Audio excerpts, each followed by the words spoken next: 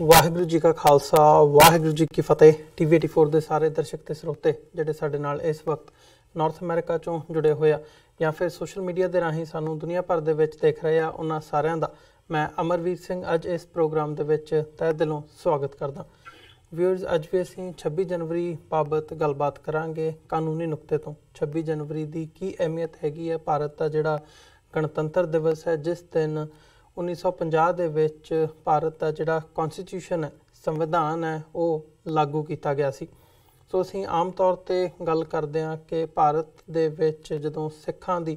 As a minority ਗੱਲ ਕੀਤੀ ਜਾਂਦੀ ਹੈ ਤਾਂ ਸਿੱਖ ਨੁਮਾਇੰਦੇ ਜਿਹੜੇ ਸੀ ਉਹਨਾਂ ਨੇ ਇਸ ਸੰਵਿਧਾਨ ਦੇ ਖਰੜੇ 'ਤੇ ਦਸਤਖਤ ਸਾਈਨ ਨਹੀਂ ਸੀ ਕੀਤੇ। ਸਿਗਨੇਟਰੀ ਨਹੀਂ ਹੈਗੀ ਸਿੱਖ ਕੌਮ ਭਾਰਤ ਦੇ ਸੰਵਿਧਾਨ ਦੀ। ਅਤੇ ਇਹ ਵੀ ਆਮ ਤੌਰ 'ਤੇ ਕਿਹਾ ਜਾਂਦਾ ਵੀ ਧਾਰਾ ਜਿਹੜੀ 25B ਹੈਗੀ ਹੈ ਸੰਵਿਧਾਨ ਦੀ, ਕੌਂਸਟੀਟਿਊਸ਼ਨ ਦੀ, ਉਹਦੇ ਵਿੱਚ ਸਿੱਖਾਂ ਨੂੰ ਕੇਸਾਧਾਰੀ ਹਿੰਦੂ ਦੱਸਿਆ ਗਿਆ।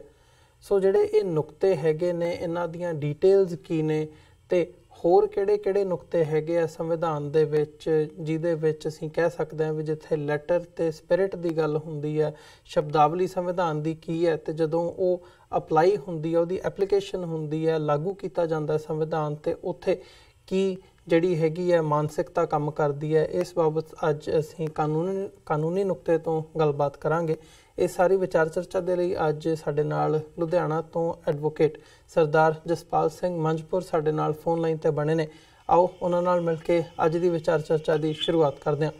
ਮੰਝਪੁਰ ਸਾਹਿਬ, ਤੁਹਾਡਾ ਸਵਾਗਤ ਹੈ ਜੀ। ਵਾਹਿਗੁਰੂ ਜੀ ਕਾ ਖਾਲਸਾ ਵਾਹਿਗੁਰੂ ਜੀ ਕੀ ਫਤਿਹ।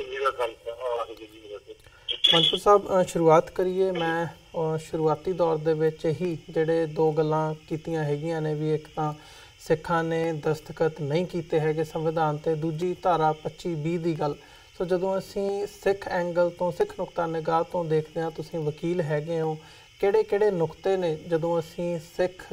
ਸਿੱਖਾਂ ਨੇ ਕਿਉਂ 1950 ਦੇ ਵਿੱਚ 26 ਜਨਵਰੀ ਨੂੰ ਕਾਲੇ ਦਿਨ ਦੇ ਤੌਰ 'ਤੇ ਮਨਾਇਆ ਸੀ, ਅਤੇ ਅੱਜ ਵੀ ਅਸੀਂ ਦੇਖਦੇ ਹਾਂ ਜਿਹੜੀ ਸਥਿਤੀ ਹੈਗੀ ਹੈ ਉਹ ਜਿਉਂਦੀ ਤਿਉਂ ਬਰਕਰਾਰ ਹੈ। ਕਾਨੂੰਨੀ ਨੁਕਤਾ ਨਿਗਾਹ ਤੋਂ ਕੀ ਕਹਿਣਾ ਚਾਹੋਗੇ ਇਸ ਬਾਰੇ, ਸੰਵਿਧਾਨ ਦੇ ਬਾਰੇ? ਦੇਖੋ, ਸਭ ਤੋਂ ਪਹਿਲਾਂ ਜਦੋਂ ਅਸੀਂ ਕੌਂਸਟੀਟਿਊਸ਼ਨ ਦੀ ਗੱਲ ਕਰਦੇ ਹੈਗੇ ਹਾਂ ਤਾਂ ਸਭ ਤੋਂ ਪਹਿਲਾਂ ਇਹ ਗੱਲ ਸਮਝਣ ਦੀ ਲੋੜ ਹੈ ਵੀ ਇਹ ਇੱਥੋਂ ਦੇ ਬਚਦੇ ਲੋਕਾਂ ਨੇ ਇਹ ਬਣਾਇਆ। ਜਿਹੜੀ ਆਮ ਹੁੰਦੀ ਹੈ ਵੀ ਇੱਥੋਂ ਦੇ ਜਾਂ ਬ੍ਰਾਹਮਣਾਂ ਨੇ ਇਹ ਬਣਾਇਆ। ਇਹ ਆਲਰੇਡੀ ਇੱਕ ਇਵੋਲਵਿੰਗ ਹੋ ਰਹੀ ਸੀ ਟ੍ਰਾਂਸਫਰ ਆਫ ਪਾਵਰ ਦੀ, ਕਿਉਂਕਿ ਸੈਕੰਡ ਵਰਲਡ ਵਾਰ ਤੋਂ ਬਾਅਦ ਜਦੋਂ ਐਸੇ ਹਾਲਾਤ ਬਣੇ, ਬ੍ਰਿਟਨ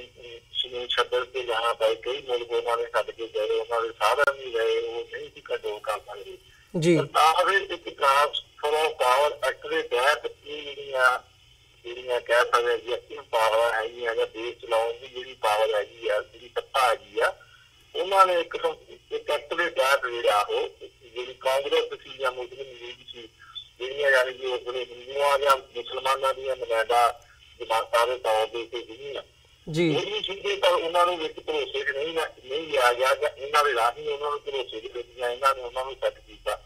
ਤੇ ਉਹਨਾਂ ਦੇ ਨਾਲ ਇੱਕ ਸਮਝੌਤਾ ਹੋਇਆ। ਉਸ ਸਮਝੌਤੇ ਦੇ ਤਹਿਤ ਇਹ ਪਾਵਰਾਂ ਜਿਹੜੀਆਂ ਇਹਨਾਂ ਨੂੰ ਟ੍ਰਾਂਸਫਰ ਕੀਤੀਆਂ ਗਈਆਂ, ਨਾ ਕਿ ਕਿਸੇ ਕਿਸਮ ਦੀ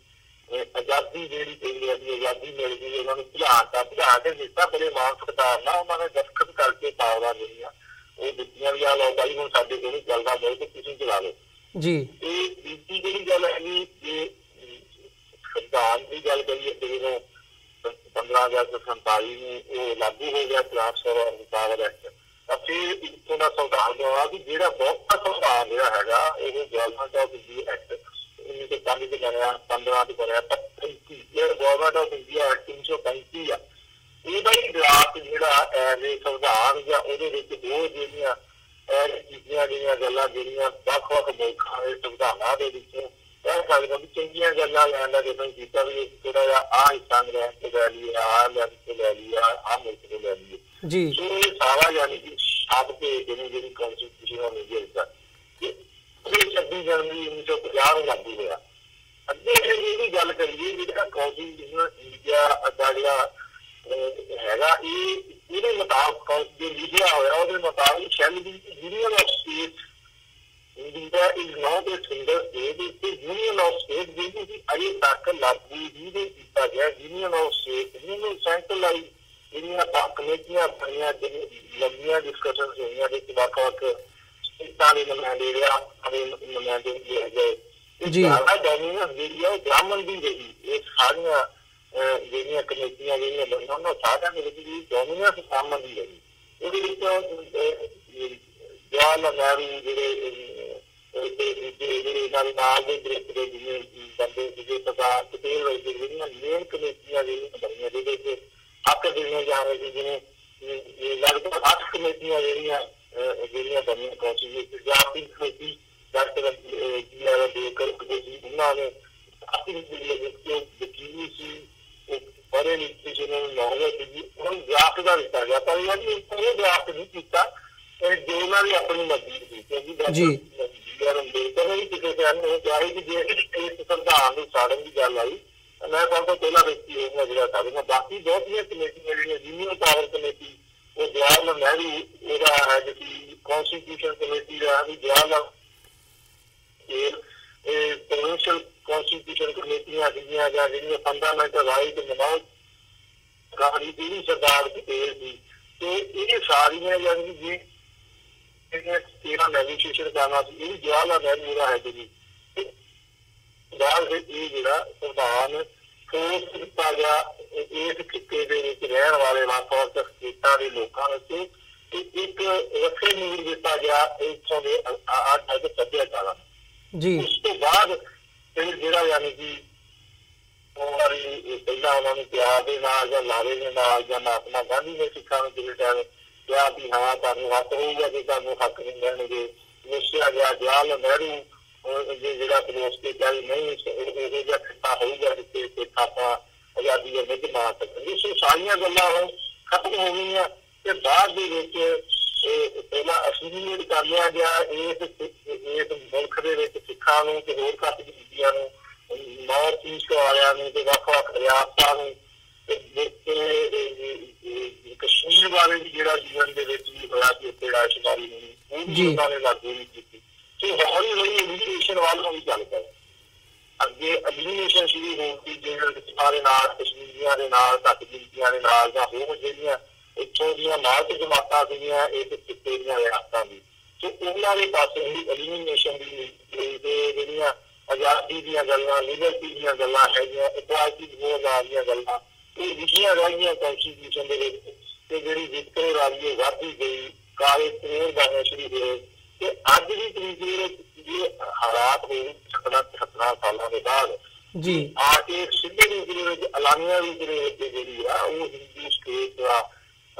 ਅਲਾਉ ਕਰ ਰਿਹਾ ਕਿ ਇੰਡੀਆ ਹਿੰਦੂ ਸਟੇਟ ਤੇ ਜਿਹੜਾ ਕਿ ਮੈਂ ਸਮਝਦਾ ਪਰਸਨਲ ਤੌਰ ਤੇ ਇਹਨਾਂ ਨੂੰ ਬਹੁਤ ਸਮਾਂ ਪਹਿਲਾਂ ਡਿਕਲੇਅਰ ਕਰਕੇ ਆਪਣੇ ਜਿਹੜੇ ਕੋਈ ਦੇਸ਼ ਸਟੇਟਾਂ ਹੈਗੀਆਂ ਹਿੰਦੂ ਉਹ ਰੱਖ ਕੇ ਆਪਣੇ ਕੋਲ ਬਾਕੀਆਂ ਨੂੰ ਜਿਹੜਾ ਯੂਨੀਅਨ ਆ ਉਹ ਯੂਨੀਅਨ ਦੇ ਵਿੱਚ ਰਹਿਣਾ ਤਾਂ ਚਾਹੁੰਦਾ ਹਾਲਾਤ ਹੀ ਹੈ ਤੇ ਜਿਹੜੇ ਹੁਣ ਹੌਲੀ-ਹੌਲੀ ਜਿਹੜੀਆਂ ਇਹ ਸਟੇਟਸ ਦੇ ਕੋਲ ਵੀ ਪਾਵਰਾਂ ਦਿੱਤੀਆਂ ਹੋਈਆਂ ਸੀਗੀਆਂ ਇਨੀਸ਼ੀਅਲ ਕੌਂਸਟੀਟਿਊਸ਼ਨ ਇਹ ਵੀ ਸਾਰੀਆਂ ਯਾਨੀ ਕਿ ਬਹੁ ਗਿਣਤੀ ਨੇ ਆਪਣੇ ਹੱਕ ਦੇ ਵਿੱਚ ਸੈਂਟਰਲਾਈਜ਼ ਕਰ ਲਈਆਂ, ਭਾਵੇਂ ਕਾਂਗਰਸ ਦੀ ਭਾਵੇਂ ਬੀਜੇਪੀ ਗਵਰਨਮੈਂਟ ਹੈਗੀ ਆ। ਉਹ ਸਟੇਟਸ ਦੀਆਂ ਪਾਵਰਾਂ ਸਟੇਟਸ ਕੋ ਸਿਰਫ ਸਟੇਟ ਦੇ ਮੁੱਖ ਮੰਤਰੀ ਦੇ ਜਿਵੇਂ ਇੱਕ ਨੀਅਰ ਕੋਲ ਪਾਵਰ ਹੁੰਦੀ ਜਿੰਨੀ ਕਿ ਇੱਕ ਸ਼ਹਿਰ ਨੂੰ ਚਲਾਉਗੀ ਇਸ ਤੋਂ ਵੱਧ ਅੱਜ ਦੀ ਤਰੀਕ ਦੇ ਵਿੱਚ ਕਿਸੇ ਜਿਹੜੇ ਮੁੱਖ ਮੰਤਰੀ ਕੋਈ ਪਾਵਰ ਹੈ। ਸੋ ਹੌਲੀ-ਹੌਲੀ ਉਹਨਾਂ ਨੇ ਸਾਰਾ ਕੁਝ ਸੈਂਟਰਲਾਈਜ਼ ਕੀਤਾ। ਹਿੰਦੂ ਸਟੇਟ ਜਿਵੇਂ ਕਿ ਜੋ ਕਿ ਸਹੀ ਰੂਪ ਚ ਹੋਇਆ ਹੀ ਸੀ ਕਿ ਹਿੰਦੂਆਂ ਨੂੰ ਹਿੰਦੁਸਤਾਨ, ਇੰਡੀਆ ਭਾਰਤ ਤੇ ਮੁਸਲਮਾਨਾਂ ਨੂੰ ਪਾਕਿਸਤਾਨ। ਸੋ ਇਸ ਪਾਸੇ ਨੂੰ ਜਿਹੜਾ ਹੁਣ ਪ੍ਰੈਕਟੀਕਲੀ ਉਹ ਪਿਛਲੇ ਰੂਪ ਦੇ ਵਿੱਚ ਉਹ ਲੱਗਦਾ ਵੀ ਹੋ ਗਿਆ ਉਹਦੇ ਤਹਿਤ ਹੀ ਕੰਮ ਉਹ ਹੈਗਾ। ਜੇ ਲਿਖਿਆ ਸੀ ਇਹ ਬਹੁਤ ਕੁਛ ਲਿਖਿਆ ਰਹਿ ਗਿਆ ਤੇ ਬਹੁਤ ਕੁਛ ਬਦਲ ਦਿੱਤਾ ਗਿਆ। ਜਿਹੜਾ 26 ਜਨਵਰੀ 1950 ਨੂੰ ਆਜ਼ਾਦ ਕੀਤਾ ਸੀ ਤੇ ਇਹ ਮਹੀਨਾ ਮਾਰਾ ਸੀ ਜਿਹੜੇ ਸਿੱਖਾਂ ਦੇ ਜਿਹੜੇ ਨੁਮਾਇੰਦੇ ਸੀਗੇ 2 ਨੁਮਾਇੰਦੇ ਸੀ। ਪੰਜਾਬ ਤੋਂ ਬਹੁਤ ਸਾਰੇ ਨੁਮਾਇੰਦੇ ਸੀਗੇ ਜਿਹੜੇ ਪੰਜਾਬ ਦੇ ਈਸਟ ਪੰਜਾਬ ਨੂੰ ਵਿੱਚੋਂ ਬਖਸ਼ੀ ਬਹੁਤ ਸਾਰੇ ਬ੍ਰਾਹਮਣ ਤੇ ਦੂਜੇ ਵੀ ਸੀ, ਬਖਸ਼ੀ ਤੇਗ ਚੰਦ ਜਾਂ ਰਾਮਦਾਸ ਦੌਲਤ ਰਾਮ ਭਾਰਗਵ ਸੀ ਇੱਕ ਤੇ ਬਹੁਤ ਸਿੱਖ ਵੀ ਰਹੇ ਸੀਗੇ ਜਿਵੇਂ ਗਿਆਨੀ ਗੁਰਮੁਖ ਸਿੰਘ ਮਸਾਵਲ ਸੀ ਪਰ ਉਹਨਾਂ ਦੇ 2 ਨੁਮਾਇੰਦੇ ਰਤਨ ਸਿੰਘ ਲੋਹਗੜ੍ਹ ਸੀ, ਚੌਧਰੀ ਸੂਰਜਮਲ ਸੀ, ਬਹੁਤ ਸਾਰੇ ਨੁਮਾਇੰਦੇ ਜਿਹੜੇ ਨਾਲ ਤੋਂ ਲਏ ਗਏ ਸੀ ਤੇ 2 ਸਾਡੇ ਨੁਮਾਇੰਦਿਆਂ ਨੇ ਉਹ ਸਲਮਾਨ ਤੇ ਉਹਨਾਂ ਦਾ ਮਸਲਾ ਨਹੀਂ ਸੀ ਕੀਤਾ। ਪਰ ਬਾਅਦ ਦੇ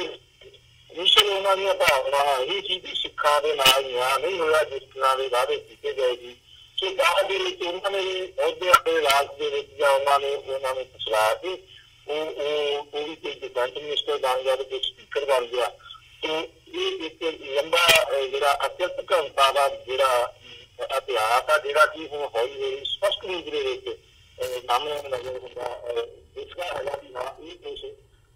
ਜਿਹੜਾ ਹੋਇਆ ਕਿ ਅੱਜ ਇਕੱਲੇ ਸਿੱਖ ਹੀ ਨਹੀਂ, ਬਾਕੀ ਘੱਟ ਗਿਣਤੀਆਂ ਵੀ, ਮੁਸਲਮਾਨ ਵੀ, ਨੌਰਥ ਈਸਟ ਵਾਲੇ ਵੀ, ਦਰਵਨ ਲੋਕ ਵੀ, ਕਸ਼ਮੀਰੀ ਵੀ ਜੀ 1947 ਜਾਂ 1950 ਤੋਂ ਬਹੁਤ ਚੰਗੇ ਹਾਲਾਤਾਂ ਦੇ ਵਿੱਚ ਵੀ ਹੈਗੇ, ਬਹੁਤ ਮਾੜੇ ਹਾਲਾਤਾਂ ਦੇ ਵਿੱਚ ਉਹਨਾਂ ਦਾ ਕਲਚਰ, ਉਹਨਾਂ ਦਾ ਧਰਮ, ਉਹਨਾਂ ਦਾ ਵਿਸ਼ਵਾਸ ਸਾਰਾ ਕੁਝ ਜਿਹੜਾ ਉਹ ਖਤਮ ਕੀਤਾ ਜਾ ਰਿਹਾ। ਹਾਂਜੀ ਜੀ ਮਨਪ੍ਰੀਤ ਸਾਹਿਬ, ਜਿਵੇਂ ਤੁਸੀਂ ਗੱਲ ਕੀਤੀ ਹੈ, ਵਿਸਥਾਰ ਦੇ ਨਾਲ ਦੱਸਿਆ, ਅਤੇ ਅਸੀਂ ਦੇਖਦੇ ਹਾਂ ਤੁਸੀਂ ਡਾਕਟਰ ਅੰਬੇਦਕਰ ਦੀ ਵੀ ਗੱਲ ਕੀਤੀ ਹੈ। ਉਹਨਾਂ ਨੇ ਸੰਵਿਧਾਨ ਦੀ ਜਿਹੜੀ ਇਹ ਕਾਨੂੰਨ ਘਾੜੀ ਅਸੈਂਬਲੀ ਸੀਗੀ ਉਹਨੂੰ ਉਹਨਾਂ ਨੇ ਲੀਡ ਕੀਤਾ ਸੀਗਾ, ਇੱਕ ਅੰਗ ਸੀਗੇ ਉਹਦਾ। ਉਹ ਆਮ ਤੌਰ 'ਤੇ ਪ੍ਰਚਲਿਤ ਵੀ ਹੈਗਾ ਵੀ ਸੰਵਿਧਾਨ ਜਿਹੜਾ ਹੈਗਾ ਉਹ ਡਾਕਟਰ ਅੰਬੇਦਕਰ ਨੇ ਬਣਾਇਆ ਜਾਂ ਲਾਗੂ ਕੀਤਾ, ਹਾਲਾਂਕਿ ਉਹ ਕੰਪਲੀਟਲੀ ਗੱਲ ਠੀਕ ਨਹੀਂ ਹੈਗੀ। ਪਰ ਜਦੋਂ ਅਸੀਂ ਦੇਖਦੇ ਹਾਂ ਕਿ ਬਾਅਦ ਦੇ ਵਿੱਚ ਉਹੀ ਡਾਕਟਰ ਅੰਬੇਦਕਰ ਨੇ ਜਿਹੜਾ ਸੰਵਿਧਾਨ ਹੈਗਾ ਉਹ ਸਾੜਿਆ ਵੀ ਸੀ, ਜਿਹਦਾ ਤੁਸੀਂ ਜ਼ਿਕਰ ਕੀਤਾ। ਸੋ ਬਾਕੀ ਜਦੋਂ ਅਸੀਂ ਘੱਟ ਗਿਣਤੀਆਂ ਦੇ ਐਂਗਲ ਤੋਂ ਦੇਖਦੇ ਹਾਂ ਤਾਂ ਜਿਹੜੀ ਤਰਾਸਦੀ ਇਸ ਵਕਤ ਹੈਗੀ ਹੈ, ਅਤੇ ਖ਼ਾਸ ਤੌਰ 'ਤੇ ਸਿੱਖਾਂ ਦੇ ਹਵਾਲੇ ਨਾਲ ਜਿਹੜੀਆਂ ਅਟਰੋਸਿਟੀਜ਼, ਤਸ਼ੱਦਦ ਪਿਛਲੇ ਸਾਰੇ ਦਹਾਕਿਆਂ ਦੇ ਵਿੱਚ ਹੋਇਆ, ਅੱਜ ਕੀ ਭਾਰਤ ਜਿਹੜਾ ਮੁਲਕ ਹੈਗਾ ਕਿ ਉਹਨੂੰ ਐਗਜ਼ੈਕਟਲੀ ਜਿਵੇਂ ਇਹ ਰਿਪਬਲਿਕ ਡੇ ਦੇ ਤੌਰ 'ਤੇ ਇਹਨੂੰ ਮਨਾਇਆ ਜਾ ਰਿਹਾ 26 ਜਨਵਰੀ ਦੇ ਦਿਨ ਨੂੰ, ਕੀ ਰੀਅਲੀ ਰਿਪਬਲਿਕ ਕਿਹਾ ਜਾ ਸਕਦਾ? ਦੇਖੋ, ਰੀਅਲੀ ਰਿਪਬਲਿਕ ਦਾ ਸਿਰਫ ਇੱਕ ਦਿਖਾਵੇ ਦੇ ਤੌਰ ਦੇ ਉੱਤੇ ਜਿਹੜਾ ਕੌਂਸਟੀਟਿਊਸ਼ਨ ਦੇ ਵਿੱਚ ਉਹਨਾਂ ਨੇ ਐਲਾਨ ਕੀਤਾ ਕਿ ਰਿਪਬਲਿਕ ਉਹ ਰਿਪਬਲਿਕ ਦਾ ਗਣਤੰਤਰ ਹੁੰਦਾ ਜਿੱਥੇ ਲੋਕਾਂ ਦਾ ਰਾਜ ਹੋਵੇ।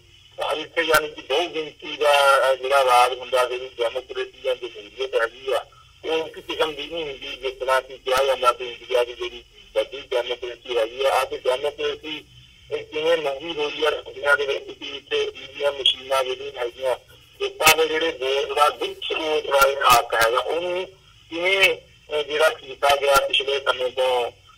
ਜਿਹੜਾ ਉਹਨੂੰ ਆਪਣੇ ਸਟੇਟ ਨੇ ਆਪਣੇ ਹਿੱਤਾਂ ਦੇ ਮੁਤਾਬਿਕ ਭੁਗਤਾਇਆ। ਜਿਵੇਂ ਉਹਦੇ ਵਿੱਚ ਕਾਂਗਰਸ ਭਾਵੇਂ ਬੀਜੇਪੀ ਭਾਵੇਂ ਆਮ ਆਦਮੀ ਸਾਰੇ ਮੰਗਿਆ ਕਿਸੇ ਤਰ੍ਹਾਂ ਯਾਨੀ ਕਿ ਲੋਕਾਂ ਦੀਆਂ ਭਾਵਨਾਵਾਂ ਦੇ ਨਾਲ ਜਿਹੜਾ ਖਿਲਵਾੜ ਕੀਤਾ ਗਿਆ ਵੀ ਉਹਨਾਂ ਨੇ ਉਹਦੇ ਵਿੱਚ ਪ੍ਰੋਗਰਾਮਿੰਗ ਐਸੀ ਕੀਤੀ ਵੀ ਕਿ ਹੋਰ ਕੋਈ ਸ਼ਾਂਤੀਪੂਰਵਕ ਤਰੀਕੇ ਨਾਲ ਕਿਵੇਂ ਕੋਈ ਇਲੈਕਸ਼ਨ ਲੜ ਕੇ ਜਿੱਤ ਸਕਦਾ, ਜਦੋਂ ਉਹਨਾਂ ਨੇ ਸਟੇਟ ਨੇ ਵਿੱਚੋਂ ਸਾਰਾ ਕੁਝ ਉਹ ਮੈਨੇਜ ਕੀਤਾ ਹੋਇਆ ਸੀ। ਗਣਤੰਤਰ ਦੀ ਤਾਂ ਇੱਕ ਗੱਲ ਹੋਈ ਨਹੀਂ, ਲੋਕਤੰਤਰ ਕਹਿ ਸਕਦੇ ਹਾਂ ਕਿ ਲੋਕਾਂ ਦਾ ਜਿਹੜਾ ਲਹੂ ਕੀਤਾ ਜਾ ਰਿਹਾ। ਕੁਛ ਅਲੀਟ ਕਲਾਸ ਜਿਹੜੀ ਅੰਗਰੇਜ਼ਾਂ ਦੀ ਵੀ ਚੌਕ ਸੀ, ਜਿਨ੍ਹਾਂ ਦੇ ਵਪਾਰ ਤੇ ਜਿਨ੍ਹਾਂ ਦੇ ਕਾਰੋਬਾਰ ਤੇ ਜਿਨ੍ਹਾਂ ਦੀ ਜਿਹੜੀ ਸ਼ੌਹਰਤ ਦੌਲਤ ਅੰਗਰੇਜ਼ਾਂ ਦੇ ਟਾਈਮ ਦੀ ਸੀਗੀ, ਤੇ ਅੱਜ ਵੀ ਉਹ ਜਾਂਦੇ ਹੋਏ ਆਪਣੇ ਦੌਲਤਾਂ ਨੂੰ ਜਿਹੜੀ ਆ ਇਸ ਦੇਸ਼ ਦੀ ਇਸ ਖਿੱਤੇ ਦੀ ਰਾਜ ਦੇ ਕੇ ਚਲੇ ਗਏ। ਤੇ ਜਿਹੜੇ ਲੋਕ ਸੰਘਰਸ਼ ਦੇ ਵਿੱਚ ਸੀ, ਭਾਵੇਂ ਅੰਗਰੇਜ਼ਾਂ ਦੇ ਟਾਈਮ ਸਭ ਤੋਂ ਪਹਿਲਾਂ ਮੁਗਲਾਂ ਦੇ ਟਾਈਮ, ਅੱਜ ਵੀ ਇਸੇ ਤਰ੍ਹਾਂ ਹੀ ਸੰਘਰਸ਼ ਦੇਖੀ ਆ। ਸੋ ਇਹ ਸਿਰਫ ਇੱਕ ਦਿਖਾਵਾ ਮਾਤਰ, ਇੱਕ ਮੰਦੀ ਦੇ ਰੂਪ ਦੇ ਵਿੱਚ ਇਹਨਾਂ ਲੋਕਾਂ ਨੇ ਜਿਹੜਾ ਇਸ ਖਿੱਤੇ ਨੂੰ ਪੇਸ਼ ਕਰਕੇ ਤੇ ਵੱਡਿਆਂ ਮੁਲਕਾਂ ਦੇ ਜਿਹੜਾ ਥੱਲੇ ਇੱਕ ਜਿਵੇਂ ਈਸਟ ਇੰਡੀਆ ਕੰਪਨੀ ਹੋਈ ਸੀ, ਹੁਣ ਜੈਟ ਜਿਹੜੀਆਂ ਕੰਪਨੀਆਂ ਨੂੰ ਆਪ ਕਰਨੇ ਮਾਰਦੇ ਜਾ ਕੇ ਸਾਡੇ ਮੁਲਕ ਦੇ ਵਿੱਚ ਆਓ ਤੇ ਸਾਨੂੰ ਇਕਨੋਮਿਕਲੀ ਵਿਰਾਮ ਕਰੋ। ਤੇ ਉਹ ਜਿਹੜੇ ਵੱਡੇ ਰਿਆਸਤੀ ਲੋਕ ਜਿਹੜੇ ਸੰਤੀ ਘਰਾਣੇ ਆ, ਉਹ ਜਿਹੜੇ ਆ ਉਹ ਮੁਲਕਾਂ ਨੂੰ ਚਲਾ ਰਹੇ ਹੈਗੇ, ਤੇ ਉਹਨਾਂ ਦੀ ਨਜ਼ਰੀਆ ਦੇ ਮੁਤਾਬਕ ਹੀ ਜਿਹੜੇ ਆ ਮੁਲਕਾਂ ਦੇ ਜਿਹੜੇ ਭੇਤ ਦੇ ਜਿਹੜੇ ਫੈਸਲੇ ਹੁੰਦੇ ਆ। ਪਰ ਇਹ ਹਮੇਸ਼ਾ ਏਦਾਂ ਬਣਿਆ ਨਹੀਂ ਰਹਿੰਦਾ। ਮੇਰਾ ਇਹ ਵਿਸ਼ਵਾਸ ਆ ਕਿ 70-100 ਸਾਲ ਦੇ ਬਾਅਦ ਜਗਰਾਫੀਆ ਦੇ ਵਿੱਚ ਤੁਸੀਂ ਪਿਛਲਾ ਇਤਿਹਾਸ ਜ਼ਰੂਰ ਕੋਈ ਨਾ ਕੋਈ ਚੀਜ਼ਾਂ ਆਉਂਦੀਆਂ, ਤੇ ਮੈਂ ਸਮਝਦਾ ਕਿ ਲੋਕਾਂ ਦੇ ਭਲੇ ਦੇ ਵਿੱਚ ਹੀ ਹੋਊਗਾ ਵੀ ਇਸ ਖਿੱਤੇ ਦੇ ਵਿੱਚ ਵੀ ਚੀਜ਼ਾਂ ਆਉਂਦੀਆਂ ਜਿਹੜੀਆਂ ਸੰਭਾਵਨਾਵਾਂ ਬਣੀਆਂ ਹੋਈਆਂ ਨੇ। ਜੀ ਮਨਪ੍ਰੀਤ ਸਾਹਿਬ, ਇੱਕ ਆਮ ਤੌਰ 'ਤੇ ਗੱਲ ਕਹੀ ਜਾਂਦੀ ਹੈ ਵੀ ਜਿਹੜਾ ਭਾਰਤ ਦੇ ਵਿੱਚ 2 ਸੰਵਿਧਾਨ ਹੈਗੇ ਆ, ਜਿਹੜੀ ਐਲੀਟ ਕਲਾਸ ਤੁਸੀਂ ਜ਼ਿਕਰ ਕੀਤਾ ਹੈ ਜਾਂ ਮੈਜੋਰਿਟੀ ਕਮਿਊਨਿਟੀ ਹੈਗੀ ਹੈ, ਉਹਨਾਂ 'ਤੇ ਕਾਨੂੰਨ ਜਿਹੜਾ ਹੈਗਾ ਕਿਸੇ ਹੋਰ ਤਰੀਕੇ ਨਾਲ ਉਹਦੀ ਇੰਟਰਪ੍ਰੀਟੇਸ਼ਨ ਹੁੰਦੀ ਹੈ ਜਦੋਂ ਲਾਗੂ ਹੋਣਾ ਹੁੰਦਾ। ਜਦੋਂ ਘੱਟ ਗਿਣਤੀਆਂ 'ਤੇ ਲਾਗੂ ਹੋਣਾ ਹੁੰਦਾ ਉਦੋਂ ਉਹਦੀ ਇੰਟਰਪ੍ਰੀਟੇਸ਼ਨ ਵੀ ਵੱਖਰੀ ਹੁੰਦੀ ਹੈ, ਅਤੇ ਲਾਗੂ ਕਰਦਿਆਂ ਉਹਦਾ ਜਿਹੜਾ ਇੱਕ ਇੰਟੈਂਸਿਟੀ ਦਾ ਲੈਵਲ ਹੁੰਦਾ ਉਹ ਵੀ ਕਾਫੀ ਹਾਈ ਮੰਨਿਆ ਜਾਂਦਾ। ਸੋ ਜਿਹੜੀ ਇਹ 2 ਕਾਨੂੰਨ ਹੋਣੇ, 2 ਸੰਵਿਧਾਨ ਹੋਣੇ, ਘੱਟ ਗਿਣਤੀਆਂ ਲਈ ਹੋਰ, ਵੱਧ ਗਿਣਤੀਆਂ ਲਈ ਹੋਰ, ਇਹਦੀ ਜਿਹੜੀ ਇੰਪਲੀਕੇਸ਼ਨ ਹੈਗੀ ਹੈ ਉਹਨੂੰ ਤੁਸੀਂ ਪੇਸ਼ੇ ਦੇ ਤੌਰ 'ਤੇ, ਵਕਾਲਤ ਦੇ ਤੌਰ 'ਤੇ ਤੁਸੀਂ ਵਿਚਰਦੇ ਹੋ ਤਾਂ ਕੀ ਸਮਝਦੇ ਹੋ? ਜੇ ਕੁਝ ਐਗਜ਼ਾਮਪਲਸ ਦੇ ਕੇ ਜਾਂ ਫੈਕਟਸ ਦੇ ਕੇ ਸਾਨੂੰ ਇਸ ਬਾਰੇ ਚਾਨਣਾ ਪਾ ਸਕੋ। ਜਿਹੜਾ ਕਾਨੂੰਨ ਤਾਂ ਇੱਕ ਹੀ ਆ, ਮਸਲਾ ਉਹਦੇ ਇੰਪਲੀਮੈਂਟੇਸ਼ਨ ਦਾ ਹੈਗਾ ਵੀ ਉਹਨੂੰ ਜਦੋਂ ਉਹਦੀ ਇੰਪਲੀਮੈਂਟੇਸ਼ਨ ਦਾ ਇੰਟਰਪ੍ਰੀਟੇਸ਼ਨ ਦਾ ਜਿਹੜੀ ਜਦੋਂ ਗਿਣਤੀ ਦੇ ਹੱਥ ਦਾ ਆ ਜਾਂਦਾ ਜਾਂ ਉਸ ਸੋਚ ਵਾਲੇ ਦੇ ਤੁਸੀਂ ਆਪਣੇ ਡਾਟਾ ਵੀ ਕੱਢੋ ਤੇ ਅੱਜ ਦੀ ਤਰੀਕ ਦੇ ਵਿੱਚ ਜਿੰਨੇ ਉੱਤੇ ਮੇਨ ਆ, ਭਾਵੇਂ ਜੱਜਾਂ ਦੇ ਰੂਪ ਦੇ ਵਿੱਚ, ਭਾਵੇਂ ਉਹ ਸਰਕਾਰ ਦੇ ਮੰਤਰੀਆਂ ਦੇ ਰੂਪ ਵਿੱਚ ਜਾਂ ਜਾਨੀ ਕਿ ਜਿਹੜੀ ਬਿਊਰੋਕ੍ਰੇਸੀ ਨਿਊਜ਼ ਦੇ ਵਿੱਚ, ਉਹ 90% ਤੋਂ ਜ਼ਿਆਦਾ ਜਿਹੜੇ ਬ੍ਰਾਹਮਣ ਤੇ ਬਾਕੀ ਜਿਹੜੇ ਆ ਉਹ ਬੈਠੇ ਆ। ਸੋ ਉਹ ਰਾਜ ਪ੍ਰਬੰਧ ਦੇ ਵਿੱਚ ਬੈਠਿਆ ਤੇ ਉਹਨਾਂ ਦੇ ਆਪਣੇ ਸੋਚਿਆ ਤੇ ਦੂਜੇ ਪਾਸੇ ਜਿਹੜੇ ਮਾਪਦੰਡ ਦੀ ਗੱਲ ਕੀਤੀ ਅਪਣਾਏ ਇਹਨਾਂ ਲੋਕਾਂ ਵੱਲੋਂ ਜਾਂਦੇ ਆ। ਇਸ ਤਰ੍ਹਾਂ ਨਾਲ ਹੀ ਨਾਲ ਜਿਹੜੇ ਸਾਡੇ ਨਾਲ ਸੰਬੰਧਿਤ ਜਾਂ ਘੱਟ ਗਿਣਤੀਆਂ ਨਾਲ ਸੰਬੰਧਿਤ ਵੀ ਕੀਤੇ ਜਾਂਦੇ ਆ ਤੇ ਉਹਨਾਂ ਨੂੰ ਆਪਣੀ ਦੇਸ਼ ਭਗਤੀ ਜਾਂ ਨੈਸ਼ਨਲਿਜ਼ਮ ਸਿੱਧ ਕਰਨ ਦੇ ਲਈ ਆਪਣੇ ਹੀ ਲੋਕਾਂ ਦੇ ਉੱਤੇ ਜੀਵ ਘਾਰਾ ਲਾਇਆ ਜਿਹੜਾ, ਜਿਵੇਂ ਕਹਿੰਦੇ ਵੀ ਦੇਸ਼ ਦੇ ਘਾਰੇ ਦੇ ਵਿੱਚ ਜਿਹੜਾ ਲੱਕੜ ਨੂੰ ਵੜਦਾ ਉਹਦੀ ਦਸਤਾ ਲੱਕੜਵਾਈ ਹੁੰਦਾ। ਜਿਹੜੇ ਮਾਪਦੰਡ ਇੱਕ ਲੰਬੀ ਜਿਹੜੀ ਇੱਕ ਇਤਿਹਾਸ ਆ, ਲੰਬੀ ਜੜੀ ਆ, ਪੰਜਾਬੀ ਬੋਲੀਆਂ ਦਾ ਮੁੱਦਾ ਲੈ ਲਓ, ਪਾਣੀਆਂ ਦਾ ਮੁੱਦਾ ਲੈ ਲਓ, ਜਿਹੜੇ ਕਿ ਆਮ ਜਿਹੜੇ ਡਿਸਕਸ਼ਨ ਦੇ ਵਿੱਚ ਆਉਂਦੇ ਰਹਿੰਦੇ ਆ। ਪੰਜਾਬੀ ਬੋਲੀ ਦੇ ਇਲਾਕੇ, ਪਾਣੀ, ਸਾਡੀ ਜ਼ਮੀਨ, ਸਾਡਾ ਹਵਾ ਜਿਹੜੀ ਹੈਗੀ ਆ, ਸਾਡੇ ਜਿਹੜੇ ਲੋਕ ਚੱਲੇ ਸੰਘਰਸ਼ ਲਈ, ਜਿਵੇਂ ਕਾਲੇ ਕਾਨੂੰਨਾਂ ਦੀ ਗੱਲ ਕਰਾਂ ਉਹਦੇ ਸਾਰੇ ਮੈਨੂੰ ਨਹੀਂ ਲੱਗਦਾ ਕਿਤੇ ਹਿੰਦੂ ਨੂੰ ਜਾਂ ਕਿਤੇ ਬ੍ਰਾਹਮਣ ਨੂੰ ਸਜ਼ਾ ਜਿਹੜੀ ਆ ਦਾਦਾ ਦੇ ਤਹਿਤ ਹੋਈ ਹੋਵੇ, ਜਾਂ ਕੋਟਾ ਦੇ ਸਾਰੇ ਮੁਸਲਮਾਨਾਂ ਨੂੰ ਜਾਂ ਨਾਰਥ ਈਸਟ ਆ ਜਾਂ ਅਨਲੌਫੁਲ ਐਕਟੀਵਿਟੀ ਪ੍ਰੀਵੈਂਸ਼ਨ ਐਕਟ ਹੈਗਾ,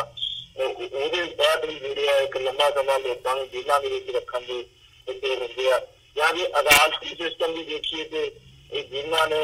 ਜੇ ਇੰਦਰਾ ਗਾਂਧੀ ਮਾਰੀ ਤੇ ਉਹਨਾਂ ਨੂੰ ਸਜ਼ਾਵਾਂ ਵੀ ਹੋ ਗਈਆਂ, 5 ਸਾਲਾਂ ਦੀ ਫਾਂਸੀ ਵੀ ਲੱਗਦੇ ਤੇ ਅੱਜ ਕੇਸ ਸ਼ੁਰੂ ਵੀ ਹੋ ਰਹੇ ਕਈਆਂ ਲੋਕਾਂ ਨੇ ਜਿਨ੍ਹਾਂ ਨੇ ਕਤਲੇਆਮ ਕੀਤਾ ਸੀ। ਫਿਰ ਉਹਨਾਂ ਦੀ ਦਹਾਈ ਪਾਈ ਜਾਂਦੀ ਹੈ ਕਿ ਇਹ ਬਜ਼ੁਰਗ ਹੋ ਗਏ ਆ, ਇਹ ਹੁਣ ਇਹਨਾਂ ਦੀਆਂ ਬਿਮਾਰ ਆ, ਹੋ ਜਾਂ ਸੱਜਣ ਸੁਭਾਅ ਦੀਆਂ ਜਿਹੜੀਆਂ ਐਸੀਆਂ ਡਿਜ਼ੀਜ਼ਾਂ ਸਾਹਮਣੇ ਆਉਂਦੀਆਂ ਵੀ ਉਹਦੀ ਉਮਰ ਜ਼ਿਆਦਾ ਹੋ ਗਈ ਆ। ਤੇ ਇਹ ਜਿਹੜੇ ਇੱਕ ਦੋਹਰੇ ਮਾਪਦੰਡ ਜਿਵੇਂ ਬੰਦੀ ਸਿੰਘਾਂ ਦੀ ਗੱਲ ਕਰਨੀ ਹੈ, ਇਹਨਾਂ ਦੇ ਕੋਈ ਵੀ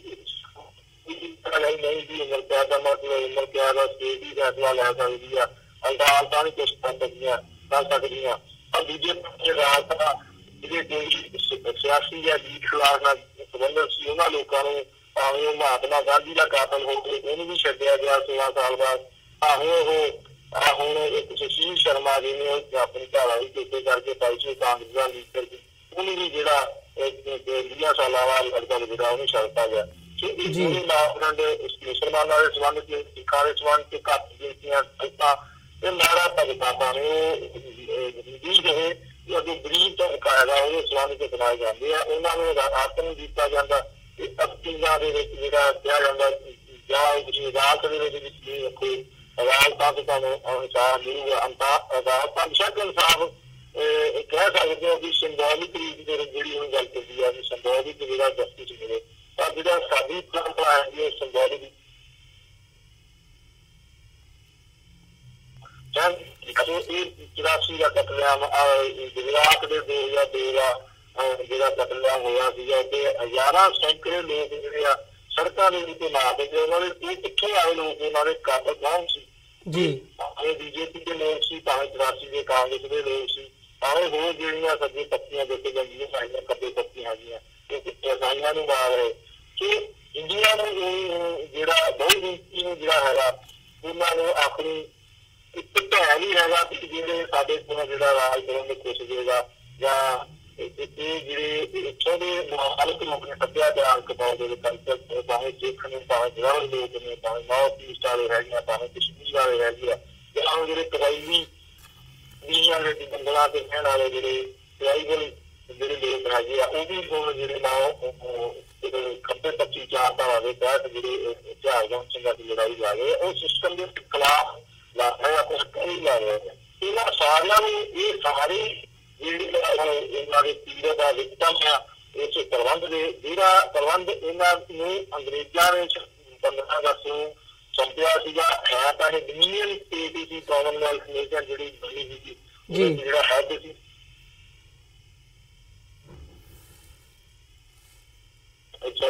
ਪਬਲਿਕ ਦੀ ਕਾਮਨਵੈਲਥ ਪਹਿਲਾ ਸਟੇਟ ਬਣ ਗਿਆ, ਪਰ ਹੈ ਇਹ ਅਜੇ ਵੀ मैं समझदा भी वड्डियां मुल्कां दे अधीन ही उन्हां दीयां कंपनियां उन्हां दे हितां दे मुताबिक चलदे आ। की वारा खांदा उन्हां नूं ਉਹਦੇ ਹਿਸਾਬ ਦੇ ਨਾਲ ਜਿਹੜੀਆਂ ਇਹਨਾਂ ਦੀਆਂ ਪਾਲਿਸੀਆਂ ਬਣਦੀਆਂ ਤੇ ਇੱਥੇ ਦੇ ਜਿਹੜੇ ਜੇ ਨੀਤੀ ਕੇ ਰੱਖਣਗੇ ਇਹਨਾਂ ਲੋਕਾਂ ਨੂੰ ਤਾਂ ਫਿਰ ਇਹਨਾਂ ਦੀ ਜਿਹੜੀ ਮੁਕਤ ਆ ਜਿਹੜੀ ਆ ਉਹਨਾਂ ਲੋਕਾਂ ਦੇ ਸਾਹਮਣੇ ਪੇਸ਼ੀ ਆ। ਜਿਹੜੇ ਅਜੀਤ ਕਲਾਸ ਆਈ ਹੈ ਜੇ ਇਹ ਨੀਤੀ ਕੇ ਰੱਖਣ ਤੋਂ ਕਾਮਯਾਬ ਲਗਾਤਾਰ ਨਾ ਰਹੇ ਜੀ ਟੁੱਟ ਗਏ ਫਿਰ ਆਟੋਮੈਟਿਕ ਜਿਹੜੀ ਆ ਇਹਨਾਂ ਦੀ ਜਿਹੜੀ ਆ ਉਹ ਸਾਡੀ ਚੀਜ਼ਾਂ ਜਿਹੜੀ ਨੂੰ ਖਤਮ ਹੋ ਗਈ ਜੀ। ਤੇ ਮੰਚਪੁਰ ਸਾਹਿਬ ਜੇ ਇਸ ਸਾਰੇ ਨਿਜ਼ਾਮ ਦੇ ਬਦਲਣ ਦੀ ਗੱਲ ਕਰਦੇ ਆ ਜਾਂ ਜਿਹੜੀਆਂ ਇਸ ਵਕਤ ਜਿਨ੍ਹਾਂ ਤੇ ਤਸ਼ੱਦਦ ਢਾਹਿਆ ਜਾ ਰਿਹਾ ਹੈ ਉਹ ਭਾਵੇਂ ਗਰੀਬ ਤਬਕਾ ਹੋਵੇ ਜਾਂ ਘੱਟ ਗਿਣਤੀਆਂ ਹੋਣ ਦਲਿਤ ਭਾਈਚਾਰਾ ਹੋਵੇ ਉਹਨਾਂ ਦੀ ਜੇ ਜੂਨ ਸੁਧਾਰਨ ਦੀ ਗੱਲ ਹੋਵੇ ਤਾਂ ਉਹ ਕਿਵੇਂ ਸੰਭਵ ਹੈ ਜਾਂ ਇਹਦੇ ਸੋਲੂਸ਼ਨ ਵਜੋਂ ਜਿਹੜਾ ਨਿਜ਼ਾਮ ਬਦਲਿਆ ਜਾਂਦਾ ਉਹ ਕਿਵੇਂ ਸੰਭਵ ਹੋ ਸਕਦਾ ਹੈ ਇਸ ਸਾਰੀ ਸਿਚੁਏਸ਼ਨ ਦੇ ਵਿੱਚ? ਦੇਖੋ ਇਹ ਚੀਜ਼ ਤਾਂ ਇਹੀ ਹੈ ਵੀ ਜਿਹੜੀਆਂ ਜਿੰਨੀਆਂ ਜਿੱਤਣ ਚਲਾ ਹੈਗੀਆਂ ਉਹ ਇਕੱਠੀਆਂ ਹੋਣ ਉਹ ਕਿਸੇ ਨਾ ਕਿਸੇ ਲੈਵਲ ਤੇ। ਪਰ ਮੈਂ ਸਮਝਦਾ ਵੀ ਪਾਪੀ ਕੇ ਮਾਰਨੇ ਤੇ ਪਾਪ ਮਹਾਬਲੀ ਹੈ ਇਹਨਾਂ ਦਾ ਐਟੋਮੈਟਿਕਲੀ ਜਦੋਂ ਇਹਨਾਂ ਦੀਆਂ ਹੁਣ ਪਾਪਾ ਘਰਾਗੇ ਨੇ ਭੱਜ ਜਾਂਦਾ ਤਾਂ ਫਿਰ ਇਹਨੂੰ ਫਸਣਾ ਹੀ ਹੁੰਦਾ। ਹੁਣ ਯਾਨੀ ਕਿ ਇਹਨਾਂ ਨੇ ਇਹ ਅੱਤ ਹੋ ਗਈ ਆ ਹੁਣ ਜਿਹੜੇ ਜ਼ੁਲਮਾਂ ਦੀ ਜਾਂ ਇਹਨਾਂ ਦੀਆਂ ਗਲਤ ਪਾਲਿਸੀਆਂ ਦੀ ਜਿਹਦੇ ਕਰਕੇ ਐਟੋਮੈਟਿਕਲੀ ਐਸੇ ਹਾਲਾਤ ਬਣਦੇ ਆ ਜਿਹਦੇ ਤਹਿਤ ਜਿਹੜਾ ਆਪਣੇ ਹੱਕ ਜਿਹੜੇ ਆ ਲੋਕਾਂ ਨੂੰ ਮਿਲਣੇ ਕਿਉਂਕਿ ਲੋਕ ਸੁਚੇਤ ਹੋ ਰਹੇ ਆ ਸਾਰੇ ਪਾਸੇ ਵਾਲੇ ਲੋਕ ਕਿਸੇ ਨਾ ਕਿਸੇ ਲੈਵਲ ਦੇ ਉੱਤੇ। ਜੇ ਸਿੱਖਾਂ ਦੇ ਸੰਬੰਧ ਗੱਲ ਕਰੀਏ ਤੇ ਵਰਲਡ ਲੈਵਲ ਦੇ ਉੱਤੇ ਕਿਉਂਕਿ ਸਿੱਖ ਸਾਰੇ ਪਾਸੇ ਹੁਣ ਜਿਹੜਾ ਡਾਇਸਪੋਰਾ ਦੇ ਵਿੱਚ ਵੀ ਸਿੱਖ ਹੈਗੇ ਆ ਉਹਨਾਂ ਦੀਆਂ ਉੱਥੋਂ ਦੀਆਂ ਸਰਕਾਰਾਂ ਦੇ ਨਾਲ ਵੀ ਜਿਹੜੇ ਚੰਗੇ ਰਿਲੇਸ਼ਨ ਵੀ ਹੈਗੇ ਆ ਭਾਵੇਂ ਉਹਨਾਂ ਦੀ ਆਪਣੀ ਨੀਤੀ ਹੈਗੀ ਆ ਪਰ ਫਿਰ ਵੀ ਉਹ ਉਸ ਤਰ੍ਹਾਂ ਦੇ ਹਾਲਾਤ ਨਹੀਂ ਹੁਣ ਰਹਿਣਗੇ ਜਿਸ ਤਰ੍ਹਾਂ ਦੇ 47 ਦੇ ਵਿੱਚ ਜਾਂ 84 ਦੇ ਵਿੱਚ ਸੀਗੇ। ਹੁਣ ਬੜੇ ਬਦਲਵੇਂ ਜਿਹੜੇ ਆ ਉਹ ਹਾਲਾਤ ਹੈਗੇ ਆ। ਜਾਂ ਦੂਜੇ ਪਾਸੇ ਜੇ ਇਸ ਖਿੱਤੇ ਦੀ ਗੱਲ ਕਰੀਏ ਚਾਈਨਾ ਪਾਵਰ ਦੇ ਉੱਤੇ ਜਿਹੜਾ ਸੁਪਰ ਪਾਵਰ ਦੇ ਉੱਤੇ ਉੱਪਰ ਹੈਗਾ ਤੇ ਜੇ ਇੰਡੀਆ ਵੀ ਇਹ ਗੱਲ ਸੋਚਦਾ ਹੈਗਾ ਵੀ ਅਸੀਂ ਸੁਪਰ ਪਾਵਰ ਬਣਨਾ ਤਾਂ ਪਰ ਇਹਨਾਂ ਜਿਹੜੇ ਹਾਲਾਤ ਨੇ ਅੰਦਰੂਨੀ ਆਪਸੀ ਜਿਹੜੇ ਹਾਈ ਲੈਵਲ ਦੇ ਜਿਹੜੇ ਆਫੀਸ਼ੀਅਲ ਹੈਗੇ ਆ ਜਿਹੜੇ ਸਟੇਟ ਆ ਜਿਹੜੀਆਂ ਏਜੰਸੀਆਂ ਹੈਗੀਆਂ ਉਹਨਾਂ ਦੇ ਵਿੱਚ ਆਪਸੀ ਪਾਸੇ ਭਾਗ ਤੇ ਉਹਨਾਂ ਦੇ ਐਜੂਕੇਸ਼ਨ ਕਿਸਮ ਦੇ ਜਿਵੇਂ ਦੀ ਪਿੱਛੇ ਚੱਲੀ ਸੀ ਆਰਮੀ ਦੇ ਵਿੱਚ ਵੀ ਕਈ ਕਹਾਣੀਆਂ ਜਾਣੀ ਕਿ ਜਿਹੜੀ ਪੋਲੀਟਿਕਸ ਆ ਜਿਹੜੀ ਸਿੱਧੇ ਰੂਪ ਦੇ ਸਿਆਸੀ ਲੋਕਾਂ ਦੇ ਥਾਣੇ ਵਿੱਚ ਆ ਕੇ ਜਿਹੜੇ ਫੌਜ ਦੇ ਜਨਰਲ ਗਿਆਨ ਦਿੰਦੇ ਆ ਜਾਂ CBI ਦੇ ਵਿੱਚ ਕੀ ਕੁਛ ਹੋਇਆ ਦੁਨੀਆ ਦੇ ਜੱਗ ਜਾਹਰ ਹੋ ਗਿਆ ਵੀ ਇਹਦੇ ਵਿੱਚ ਦੂਜੀਆਂ ਏਜੰਸੀਆਂ ਦੇ ਬੰਦਿਆਂ ਦੀ ਪੈਸੇ ਵੀ ਲੈਣ ਦੇ ਹਨ ਕਰਪਸ਼ਨ ਦਾ ਉਹ ਲੈਵਲ ਜਿਹੜਾ ਇੱਥੇ ਹਾਰੀ ਹੋ ਗਿਆ ਜਿਹਦੇ ਨਾਲ ਉਹ ਜਰਜਰਾ ਹੋ ਚੁੱਕਿਆ ਸਿਸਟਮ ਤੇ ਕਿਸੇ ਵੀ ਸਮੇਂ ਤੋਂ ਹਵਾ ਦਾ ਬਿੱਲਾ ਆਇਆ ਤਾਂ ਡਿੱਗ ਸਕਦਾ ਜੀ। ਤੇ ਮੰਚਪੁਰ ਸਾਹਿਬ ਸਾਡਾ ਸਮਾਂ ਨਹੀਂ ਇਜਾਜ਼ਤ ਦਿੰਦਾ ਗੱਲਬਾਤ ਨੂੰ ਹੋਰ ਅੱਗੇ ਤੋਰੀਏ ਸੋ ਅੱਜ ਦੇ ਸ਼ੋਅ ਦੇ ਵਿੱਚ ਇੱਥੇ ਹੀ ਇਜਾਜ਼ਤ ਚਾਹਾਂਗੇ ਜੀ ਤੁਹਾਡੇ ਕੋਲੋਂ। ਬਹੁਤ ਬਹੁਤ ਧੰਨਵਾਦ। ਫਤਿਹ ਦੀ ਸਾਂਝ ਪਾਈ ਅੰਤ ਦੇ ਵਿੱਚ। ਵਾਹਿਗੁਰੂ ਜੀ ਕਾ ਖਾਲਸਾ ਵਾਹਿਗੁਰੂ ਜੀ ਕੀ ਫਤਿਹ। ਵਿਊਅਰਸ ਉਮੀਦ ਕਰਦੇ ਹਾਂ ਕਿ ਜਿਹੜੀ ਅੱਜ ਦੀ ਸਾਡੀ ਗੱਲਬਾਤ ਸੀ ਲੁਧਿਆਣਾ ਤੋਂ ਐਡਵੋਕੇਟ ਸਰਦਾਰ ਜਸਪਾਲ ਸਿੰਘ ਮੰਝਪੁਰ ਹੋਰਾਂ ਦੇ ਨਾਲ ਤੁਹਾਨੂੰ ਜ਼ਰੂਰ ਪਸੰਦ ਆਈ ਹੋਵੇਗੀ। ਸੋ ਜਾਂਦੇ ਜਾਂਦੇ ਤੁਹਾਡੇ ਚਰਨਾਂ ਦੇ ਵਿੱਚ ਬੇਨਤੀ ਵੀ ਕਰਦੇ ਹਾਂ ਇਸ ਪਲੇਟਫਾਰਮ ਨੂੰ ਅੱਗੇ ਵਧਾਉਣ ਦੇ ਲਈ ਸਾਨੂੰ ਤੁਹਾਡੀ ਸਹਾਇਤਾ ਦੀ ਲੋੜ ਹੈ। TV84 ਨੂੰ ਡੋਨੇਟ ਕਰਨ ਦੇ ਲਈ ਤੁਸੀਂ ਸਾਡੀ ਵੈਬਸਾਈਟ www.tv84.tv ਤੇ ਜਾ ਕੇ ਸਾਨੂੰ ਡੋਨੇਟ ਕਰ ਸਕਦੇ ਹੋ ਤੇ ਮੰਥਲੀ ਡੋਨੇਸ਼ਨਸ ਦੇ ਲਈ ਪਲੇਜ ਕਰ ਸਕਦੇ ਹੋ। ਜੇ ਚੈੱਕ ਰਾਹੀਂ ਡੋਨੇਸ਼ਨਸ ਭੇਜਣੀਆਂ ਚਾਹੁੰਦੇ ਹੋ ਤਾਂ TV84 ਦੇ ਨਾਂ ਦਾ ਚੈੱਕ ਬਣਾ ਕੇ ਤੁਸੀਂ ਸਾਨੂੰ ਸਾਡੇ ਐਡਰੈਸ ਤੇ ਮੇਲ ਕਰ ਸਕਦੇ ਹੋ 3601 37th ਐਵੇਨਿਊ ਲੌਂਗ ਆਈਲੈਂਡ ਸਿਟੀ ਨਿਊਯਾਰਕ 11101। ਵੈਬਸਾਈਟ ਇੱਕ ਵਾਰ ਫਿਰ ਦੱਸਦੇ ਹਾਂ www.tv84.tv। ਇਸੇ ਦੇ ਨਾਲ ਵਿਊਅਰਸ ਅਸੀਂ ਅੱਜ ਦੇ ਪ੍ਰੋਗਰਾਮ ਦੇ ਵਿੱਚ ਤੁਹਾਡੇ ਕੋਲੋਂ ਇੱਥੇ ਹੀ ਇਜਾਜ਼ਤ ਚਾਹਾਂਗੇ। ਦੁਬਾਰਾ ਫਿਰ ਕੱਲ ਨੂੰ ਤੁਹਾਡੇ ਨਾਲ ਮੁਲਾਕਾਤ ਹੋਵੇਗੀ। ਤਦ ਤੱਕ ਲਈ ਇਜਾਜ਼ਤ ਦਿਓ ਜੀ। ਵਾਹਿਗੁਰੂ ਜੀ ਕਾ ਖਾਲਸਾ ਵਾਹਿਗੁਰੂ ਜੀ ਕੀ ਫਤਿਹ।